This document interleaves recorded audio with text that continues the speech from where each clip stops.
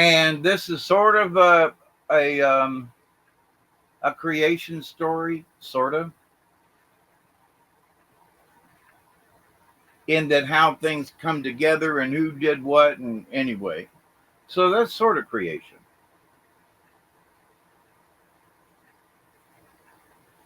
So this is from the book called The Traditions of the Hopi by H.R. Voth. That's Voth. And it's from 1905.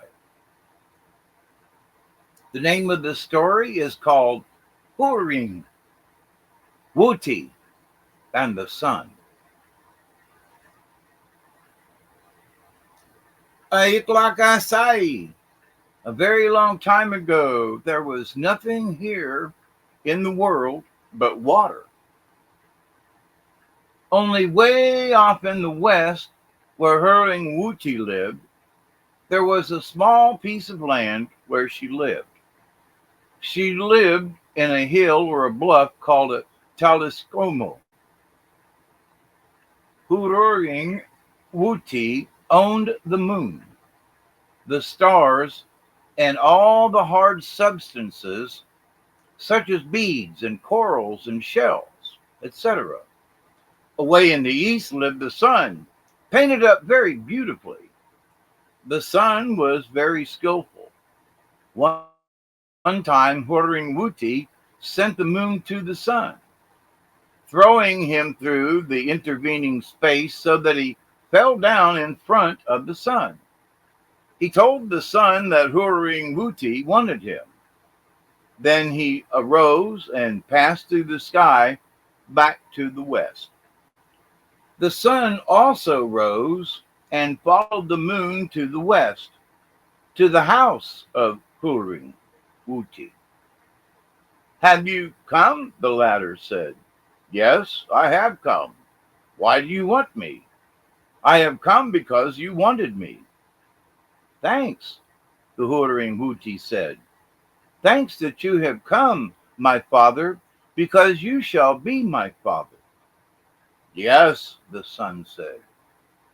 And you shall be my mother, and we shall own all things together.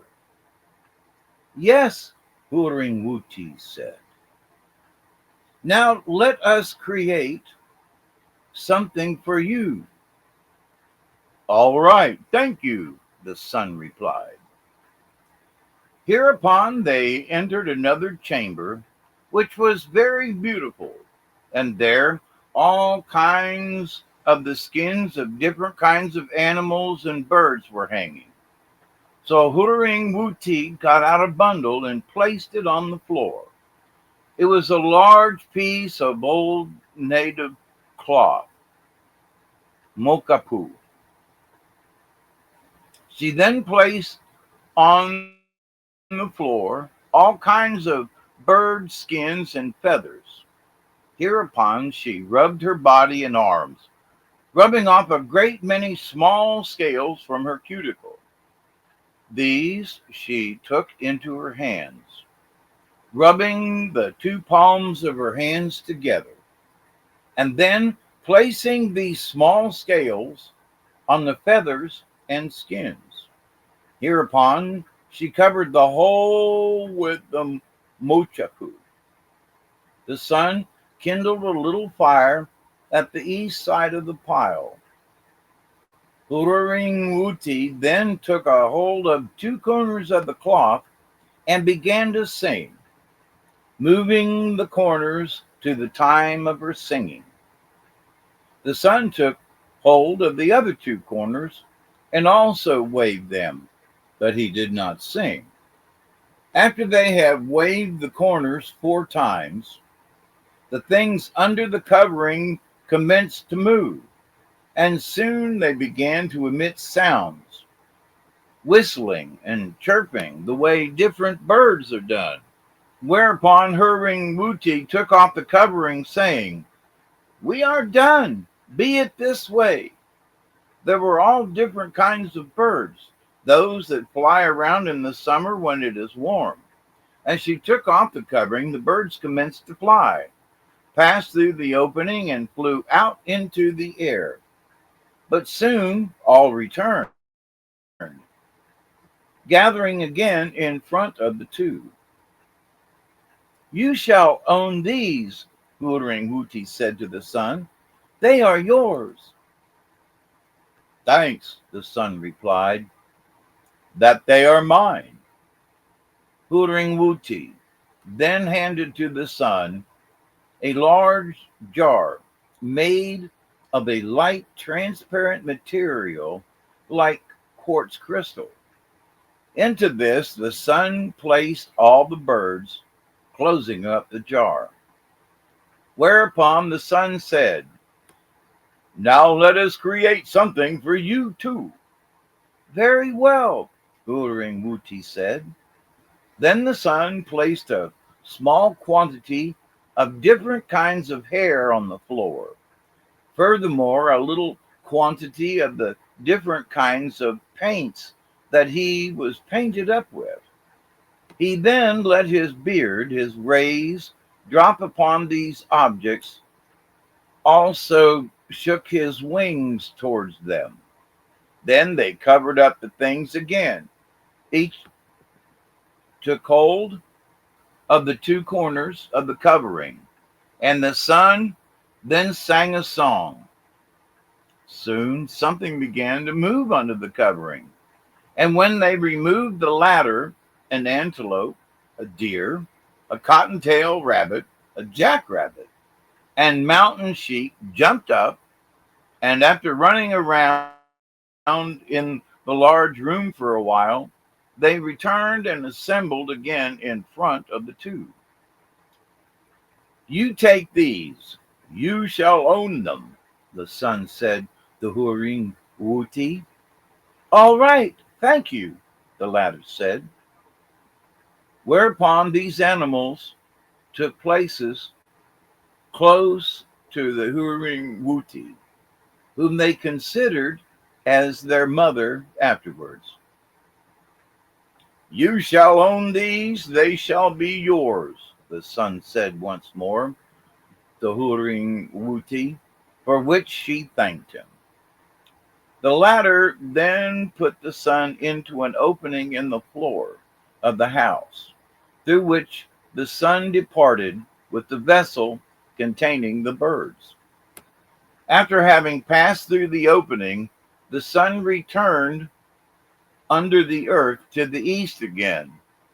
And when he came out, he turned over the land which belonged to Huruing Wuhti, and which had been under water, and by so doing made the world, to Wakachi, the land. The sun at once noticed a great many things come out of the water and moving about on the shore of the land. He first called them the water lice, but when he had risen to the middle of the sky, he noticed that they were people, and he called them white people, some Spaniards, and others Mormons.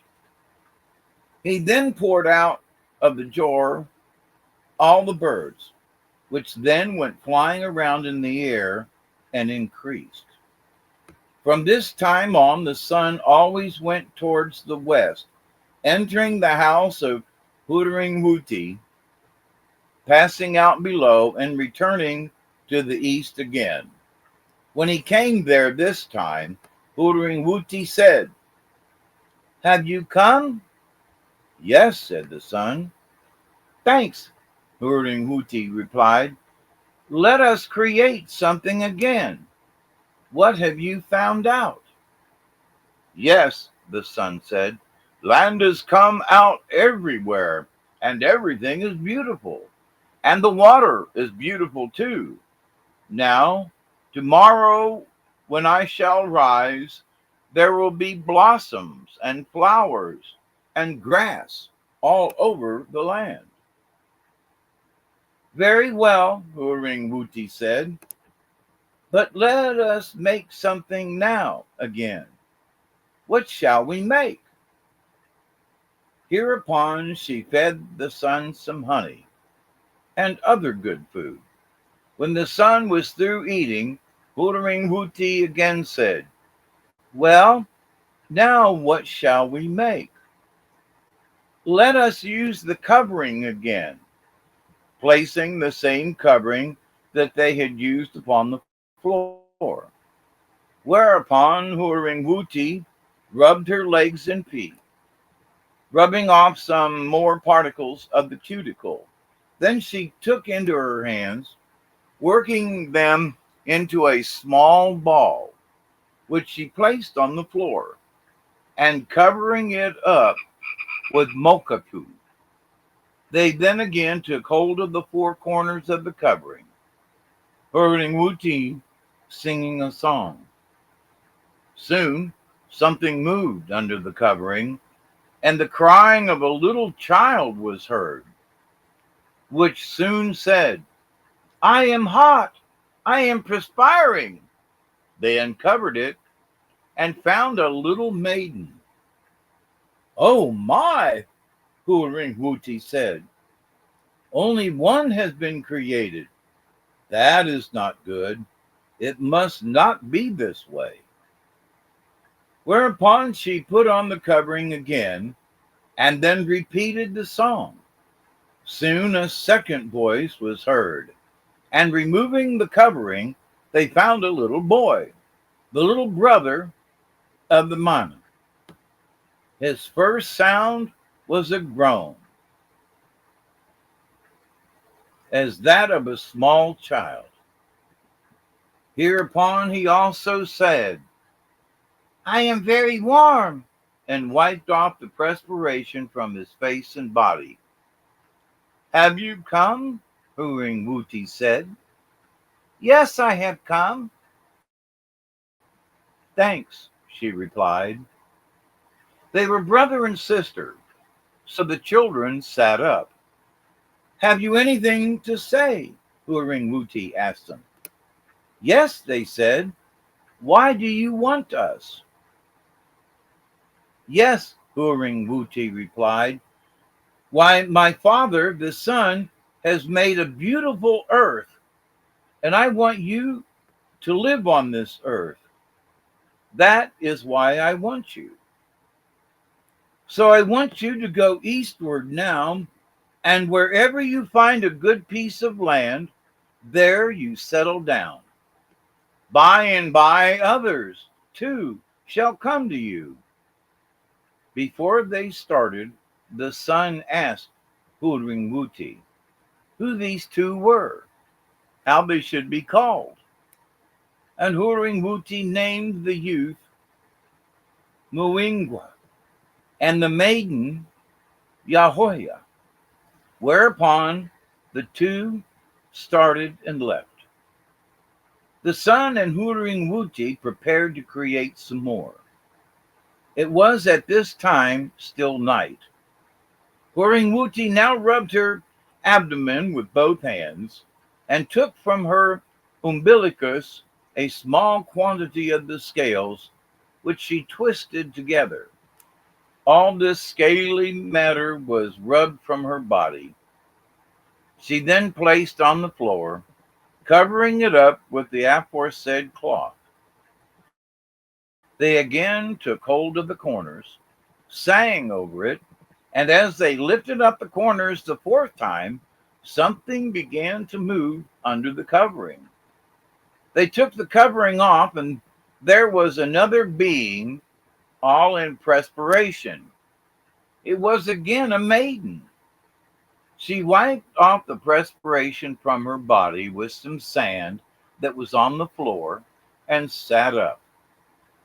Huruing Wuhti told her not to rub her body anymore, as the sand had already adhered to her body and the latter was dry.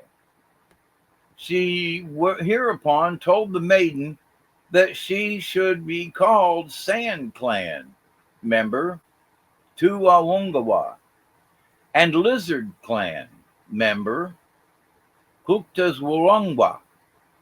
Huruing Wuhti whereupon sent the maiden off after the other two, giving her, however, 1 grain of shelled corn before she left. By this time it became a little lighter, and the sun said to Huruing Wuhti she should hurry up.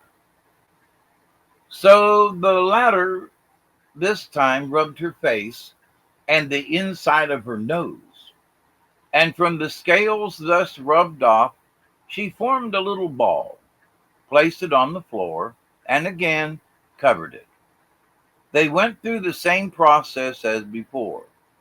Soon they heard a child crying, like a Hopi child would cry, and another one like the crying of a coyote. Removing the covering, they found a youth and a maiden, both also perspiring profusely and wiping off the perspiration. "Why do you want us?" the children asked. "Yes," Huruing Wuhti said, "we have made this beautiful world here, and there is hardly anyone living there yet. And that you should live here somewhere, we wanted you." She then said that the Mana should be a burrowing owl clan, and the youth coyote clan member. Hereupon she gave 1 grain of shelled corn to each one, and told them now to follow the others, and that they should travel quickly. Hereupon they created once more in the same manner as before. When they were ready to lift up the covering, they heard somebody grunt, and another one seemed to be angry. So after they had partly lifted up the covering, they dropped it again. But the two under it said, "Remove that. We are very hot." So they removed it, and there was one child like a Hopi. It was the one that had grunted like a bear. To this one, Huruing Wuhti gave the name Bear Clan member. She gave 1 grain of shelled corn to him and sent him on. The other, head with the hair pushed back over it backward, was the Navajo, and to him Huruing Wuhti gave a little piece of spoiled meat and sent him on. This is the reason why the Navajo use meat instead of corn like the Hopi. Hereupon the sun again passed through the opening in the floor, returning to the east under the earth.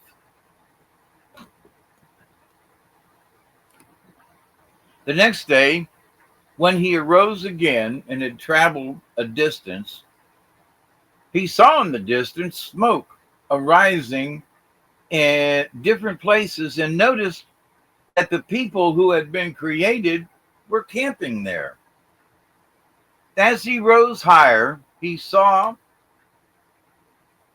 at a distance a maiden and a youth who were traveling along but seemed to be very tired. The maiden would sometimes carry her little brother on her back. Then she would set him down, and the two would join hands and travel along together. When the sun came nearer, he asked them, "Where do you come from? Who are you?" "Yes," they said, "we have come out away off there somewhere."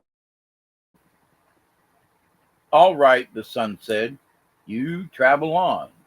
Hereupon he gave them water to drink and a little corn for food.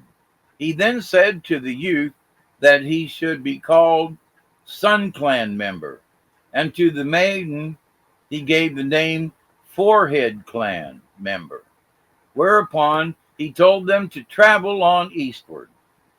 The Sun and Forehead clans later became the Shuvaluvi, the Bear Clan to the Shogunopavi, and the Burrowing Owl Clan to the Mishagonovi, while the Sand Clan went to the Walpi.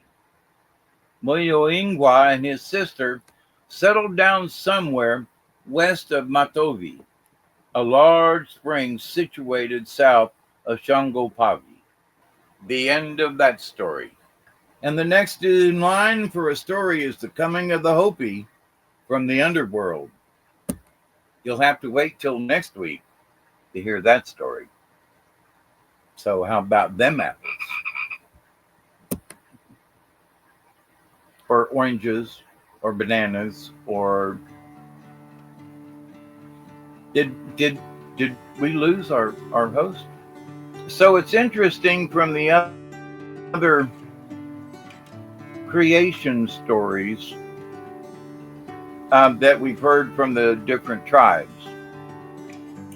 You know how the this story, the Hopi, talks about how the different clans were